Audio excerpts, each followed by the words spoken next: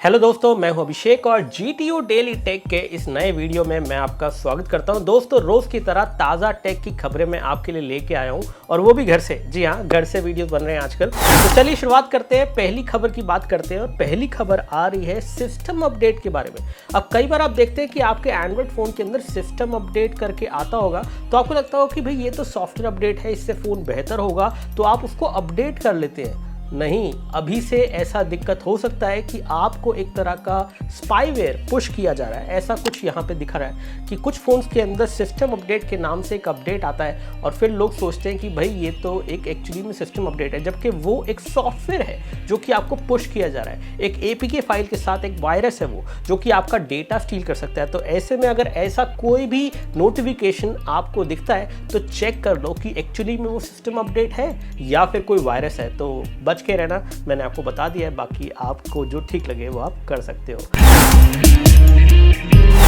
अब बात करते हैं अगली खबर, और अगली खबर है यहाँ पे मनु कुमार जैन जी की तरफ से Mi 11 अल्ट्रा। Mi 11 अल्ट्रा एक ऐसा फ़ोन है जिसके बारे में वर्ज ने भी कहा है कि इसका कैमरा मॉड्यूल इतना बड़ा है और इतना ज़्यादा बाहर को निकला हुआ है कि ये अपने आप में एक स्पेस स्टेशन लगता है, क्योंकि इसमें बहुत सारे कैमराज और बहुत कुछ नई चीज़ें हैं, छोटी सी स्क्रीन भी है। और कमाल की बात यह है कि यही फ़ोन जो Mi 11 अल्ट्रा है, तो यहाँ पे कहा जा रहा है कि इंडिया में ये फ़ोन लॉन्च होगा और ये नंबर 1 स्मार्टफोन होगा, ऐसा कह रहे हैं। हालांकि ये ट्वीट मनु कुमार जैन जी का आया है आज, यानी कि 1 अप्रैल, और 1 अप्रैल के अंदर ऐसा कुछ ट्वीट सीरियसली एकदम से नहीं लिया जा सकता, लेकिन कुछ नहीं पता। इन्होंने कहा है कि 23 अप्रैल को ये लॉन्च होगा और retweet if you are excited. तो यहाँ पे सुपर फोन बोल रहे हैं Mi 11 अल्ट्रा को, देखते हैं आता है नहीं आता है। Most probably it might be an April fool as well, but you never know. अब बात करते हैं अगली खबर, और ये है Realme C20, C21 and C25 के लॉन्च की। तो Realme तैयारी कर रहा है एक नहीं दो नहीं तीन अफोर्डेबल एंड्रॉयड फ़ोन्स की, जो कि इंडिया में आने वाले हैं और ये फ्लिपकार्ट पे बेसिकली सेल पे जाएंगे। तो ऐसे में 6000 mAh की बैटरी C25 में मिल जाएगी आपको 8 अप्रैल को, यानी कि 8 अप्रैल को ये जो लॉन्च होने वाला है। और C25 के अंदर, Realme C25 के अंदर आपको MediaTek का Helio G70 जो कि पुराना चिपसेट है वो देखने को मिलेगा। लेकिन अगर प्राइस सही है तो चिपसेट में कोई दिक्कत मेरे हिसाब से नहीं होनी चाहिए। हालांकि अगर G80 होता तो और बेहतर होता है, क्योंकि G80 तो ऑलरेडी आ चुका है, ये G70 तो बहुत ही पुराना है।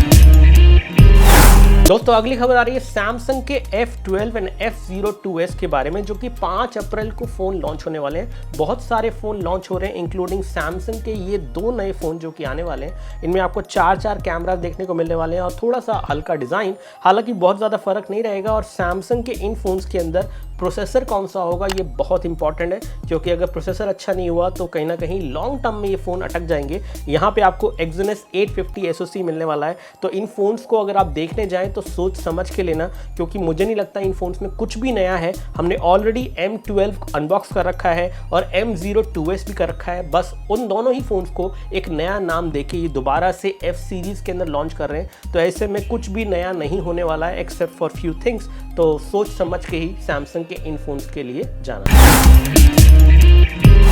दोस्तों, Redmi का एक गेमिंग फ़ोन पोको ब्रांडिंग के अंदर आने वाला है, ऐसी इन्फॉर्मेशन यहाँ पे निकल के आई है। एंड्रॉइड अथॉरिटी ने इस चीज़ के बारे में बोला है कि this could be happening very soon. अब Redmi का गेमिंग फ़ोन कौन सा है? अभी तक Redmi का कोई भी ऐसा गेमिंग फ़ोन लॉन्च नहीं हुआ है, लेकिन चाइना के अंदर हो चुका है। तो ऐसे में MediaTek Dimensity 1200 चिपसेट के साथ ये फ़ोन आ सकता है। अब कौन सा फ़ोन है MediaTek का ये वाला प्रोसेसर का जो कि चाइना में लॉन्च हुआ है, इसके बारे में आप ही बताओ तो ज़्यादा अच्छा है। देखते हैं कमेंट्स में कौन कौन सही जवाब देता है और कौन कौन गलत, कि Redmi का कौन सा ऐसा फ़ोन है जो कि चाइना में लॉन्च हो चुका है गेमिंग फ़ोन और वो इंडिया में आने वाला है पोको ब्रांडिंग के अंदर। दोस्तों, अगली खबर यह है कि PUBG Lite is shutting down by the end of April. अभी तो हमें खबर सुनने में आई थी कि PUBG कहीं ना कहीं वापस आने वाला है, लेकिन PUBG Lite is actually shutting down. ये एक और दुख की खबर है, but that's how it is. तो देखते हैं कि PUBG का एक्चुअली में किस तरह से रीलॉन्च होता है, क्योंकि मुझे लगता है कि अब PUBG पुराना जैसा था वो पूरा हट जाएगा और नया PUBG मोबाइल जो है आएगा, और वो बेसिकली कोरिया से आएगा। तो ऐसे में कहीं ना कहीं उसको रीवैम्प करने की ज़रूरत है, चेंज करने की ज़रूरत है। तो देखते हैं क्या होता है, and then we will find out कि PUBG मोबाइल इंडिया एक्चुअली में कब आता है। 2 महीने बोला जा रहा है, अब देखते हैं कितनी जल्दी बीतते हैं ये 2 महीने।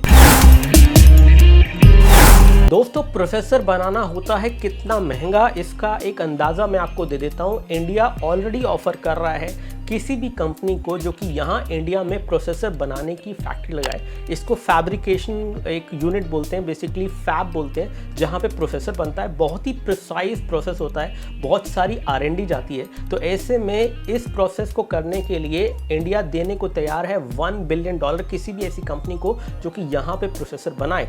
लेकिन अभी तक कोई भी सामने नहीं है। $1 बिलियन बहुत बड़ी रकम होती है, लेकिन शायद उससे भी बड़ी रकम लग जाती है जब इस तरह की फैक्ट्री लगती है, क्योंकि इंडिया में आज के समय में स्मार्टफोन का सब कुछ बन जाता है एक्सेप्ट उसका प्रोसेसर, जो कि या तो ताइवान में बनता है या चाइना में बनता है। तो कहीं ना कहीं वहीं पे डिपेंडेंट होना पड़ता है, ना सिर्फ हमें बाकी और देशों को भी। तो इसी वजह से पूरा pure made in India phone जो है नहीं हो पाता है। तो देखते हैं ऐसा कब होगा। लेकिन हाँ, फ्यूचर में मुझे लगता है कि फैब यानी कि प्रोसेसर बनाने की मैन्युफैक्चरिंग फैसिलिटी लगेगी इंडिया में एक दिन पक्का।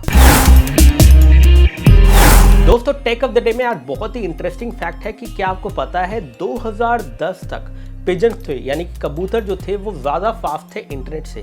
अब ऐसे में इस चीज़ को टेस्ट करने के लिए क्या किया जाता था कि एक फाइल को अपलोड किया जाता था और उसको भेजा जाता था दूसरे कंप्यूटर पे। साथ ही साथ एक पिजन के साथ उतनी ही फाइल एक USB ड्राइव के अंदर उड़ा के भेजी जाती थी। तो पिजन उससे पहले पहुंच जाता था फाइल के पहुंचने से। तो ऐसे में कहीं ना कहीं पिजन ज़्यादा फास्ट थे इंटरनेट से 2010 तक। लेकिन ये 2010 तक की बात है, अब इंटरनेट इतना फास्ट है कि हम इंस्टेंटली यहाँ से एक बहुत बड़ी फाइल अपलोड करते हैं और किसी और दुनिया में कहीं भी बैठे हुए 1 सेकंड के अंदर या मुश्किल से 1 मिनट के अंदर मिल जाती है, अगर अपलोड स्पीड सही हो तो ऐसे में बहुत कुछ किया है इंटरनेट ने स्पीड के मामले में। लेकिन कहीं ना कहीं जो कबूतर वाला तरीका है वो अपने आप में यूनिक है, चाहे वो चिट्ठी भेजने के लिए हो या फिर USB ड्राइव भेजने के लिए हो। कैसा लगा आपको ये टेक ऑफ द डे का ज्ञान, बताना कमेंट्स में। दोस्तों टिप्स एंड ट्रिक्स के अंदर आज 2 इंपॉर्टेंट टिप्स हैं। पहली कि कैसे आप अपना आधार कार्ड लिंक कर सकते हैं अपने पैन कार्ड से।